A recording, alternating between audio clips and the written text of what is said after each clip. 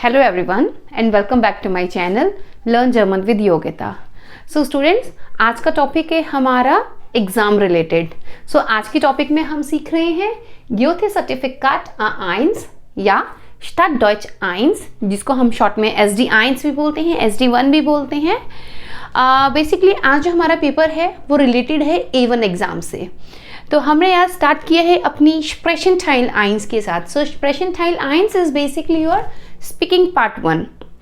हमने एक वीडियो में, अपनी लास्ट वीडियो में देखा था कि जब हम Sprechenteil 1 या स्पीकिंग पार्ट 1 करते हैं A1 के एग्ज़ाम में, उसके अंदर हम अपनी इंट्रोडक्शन बताते हैं, जिसमें मेरे पास 7 पॉइंट्स होते हैं. नाम, Alter, Beruf, Land, Wohnort, Sprachen, hobbies.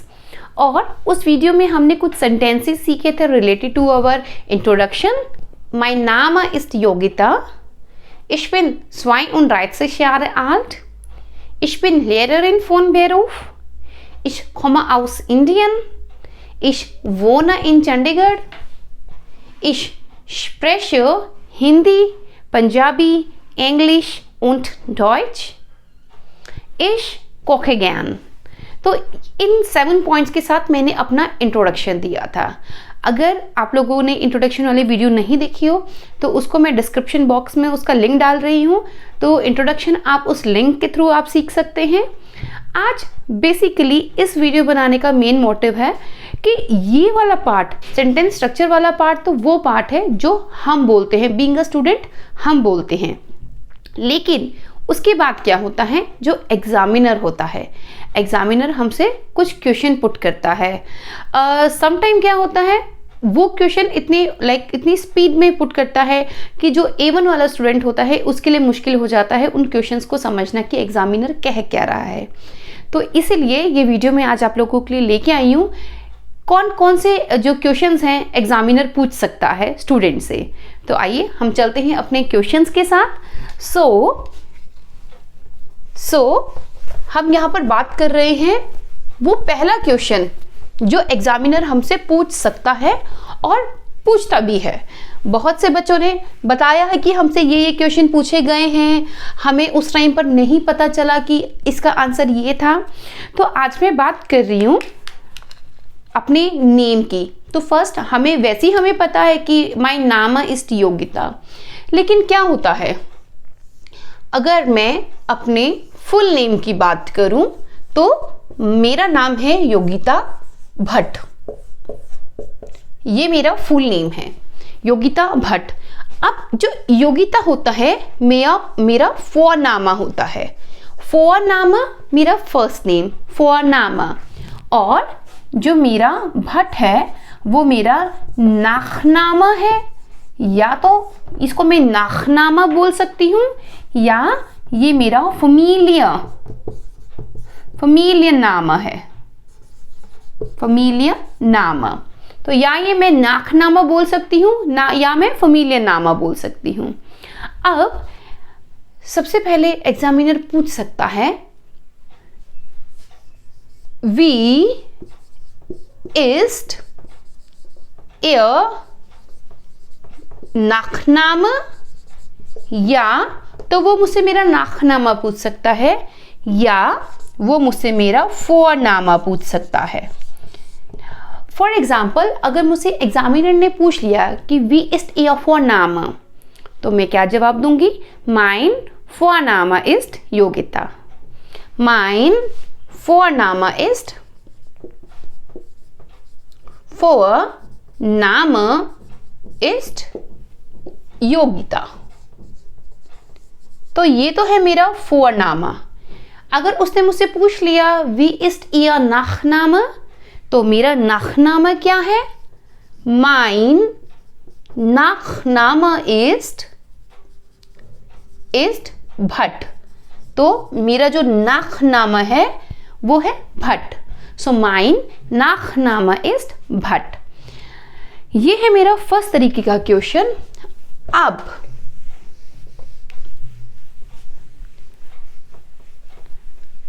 Examiner मुझसे और क्या पूछ सकता है मेरे नेम से रिलेटेड, वो मुझे मेरे नाम की स्पेलिंग पूछ सकता है.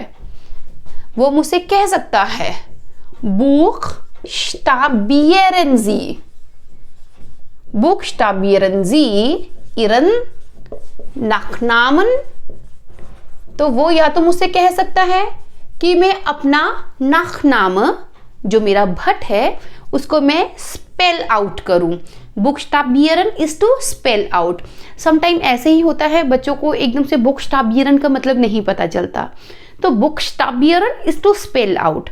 तो अगर एग्जामिनर ने मुझसे बोला बुक्सटाबियरन से इरन नाखनाम, तो आपने अपना नाखनामा, जो मेरा सर नेम है, उसको मुझे बुक्सटाबियरन करना है। तो मैं किस तरीके से बताऊंगी? भे हा आ ठे ठे। सो mein Nachname ist Bhatt, भे आ Entschuldigung, भे हा आ ठे ठे। या मेरे से बीच में गलती हुई, मैंने बोल दिया Entschuldigung। तो ऐसा आपके साथ भी हो सकता है। अगर बाई चांस आप गलती से कोई वर्ड गलत बोल जाए और एकदम से आपको रियलाइज हो जाए कि वो वर्ड गलत है, तो आप वहां पर Entschuldigung कह सकते हैं। सो भे हा आ ठे ठे। तो ये तो है मेरा नाखनामा। फॉर एग्जाम्पल, अब वो मुझे ऐसा कह दे बुक्सटाबियरन Sie Ihren Vornamen। फोरनामा, तो फोरनामा मुझे बस ये ध्यान रखना है, फोर का मतलब होता है बिफोर, फर्स्ट। तो यहां पर मैं अपना फोरनामा कैसे करूंगी? इप्सिलॉन ओ घे ए ठे आ। इप्सिलॉन ओ घे ए ठे आ। तो ये है मेरा सेकंड तरीके का क्वेश्चन जो एग्जामिनर मुझसे पूछ सकता है।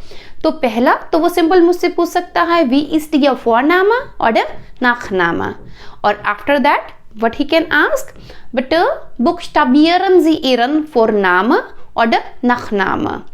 तो ये है मेरा second type.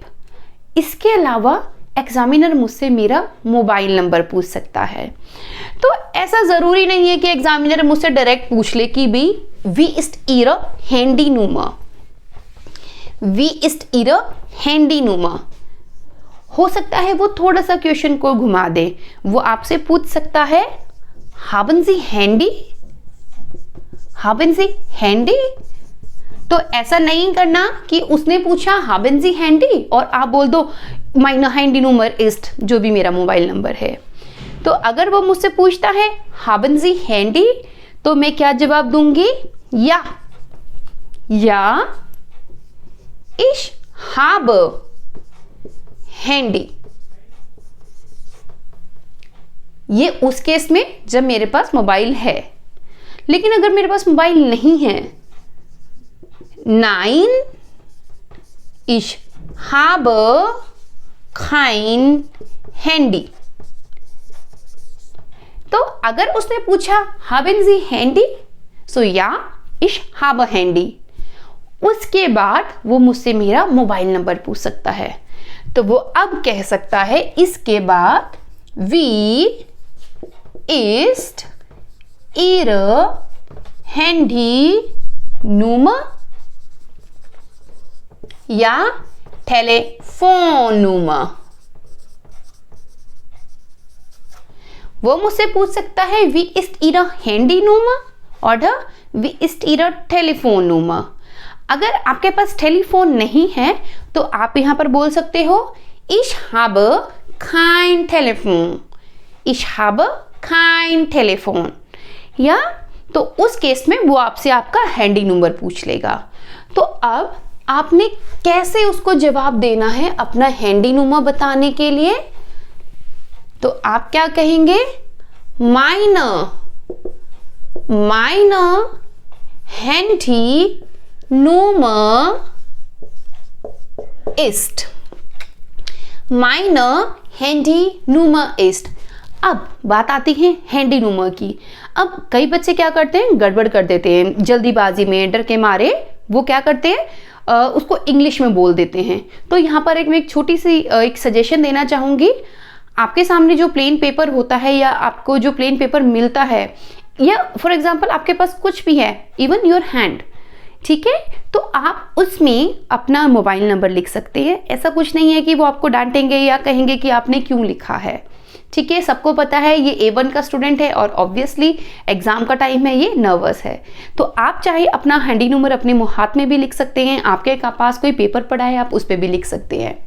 So for example मेरा हैंडी नंबर अगर होता, मैं यहाँ ऐसे लिखती, फॉर एग्जाम्पल मैं लिख देती 8 1 9 2 4 0 6 7 8 1। सो ये एक बाइस्पिल है, ये मेरा मोबाइल नंबर नहीं है, ये बाइस्पिल है, एग्जाम्पल है। तो मुझे अपने मोबाइल नंबर को जर्मन में बोलना है 8 1 9 2 4 0 6 7 8 1। तो मैं आपको वही चीज़ सजेस्ट कर रही हूँ। अगर भूल जाओ तो आप हाथ में लिख लो, या कुछ है पेपर है तो उस पर लिख लो, सो दैट आप देखकर एटलीस्ट अपना मोबाइल नंबर सही बोल पाओ। नाउ थर्ड टाइप का क्वेश्चन एग्जामिनर आपसे क्या पूछ सकता है, वो आपसे आपका ईमेल एड्रेस पूछ सकता है। तो वो यहां पर कह सकता है वी ist ihre email Adresse? Wie ist ihre email Adresse? अब आपका ईमेल एड्रेस क्या है? सो फॉर एग्जाम्पल किसी का ईमेल एड्रेस है, मैं अपना ही लिख लेती हूँ। मेरा ईमेल एड्रेस है yogita.pant29@gmail.com। तो वेरी इंपॉर्टेंट, जब आप ईमेल एड्रेस बता रहे हैं उसके लिए आपको कुछ टर्म्स पता होनी चाहिए। फॉर एग्जाम्पल @ को हम कहते हैं at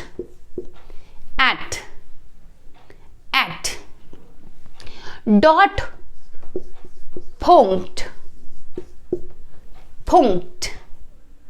punkt। किसी के नाम के मतलब ईमेल के बीच में माइनस या हाइफन का साइन होता है, उसको हम बोलते हैं मीनूस। सो यहां पर मैं इस तरीके से बोल सकती हूं yogita.29@gmail.com। yogita.29@gmail.com। तो .com @ हम नहीं यूज करेंगे। @ के लिए भी यूज @ पॉइंट के लिए, कॉम के लिए, .com के लिए भी यूज पॉइंट, और हाइफन के लिए भी यूज मीनूस अगर यूज हो रहा है तो। ये कुछ बेसिक क्वेश्चन हैं जो एग्जामिनर आपसे पूछ सकता है।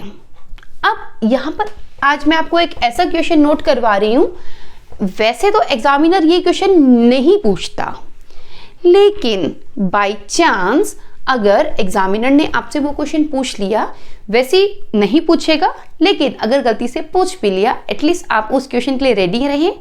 तो एग्जामिनर आपसे पूछ सकता है warum lernen Sie Deutsch? तो एग्जामिनर आपसे यहां पूछ रहा है warum lernen Sie Deutsch? आप क्यों जर्मन सीख रहे हैं, क्यों? तो आप सिंपल यहां बोल सकते हैं Ich lerne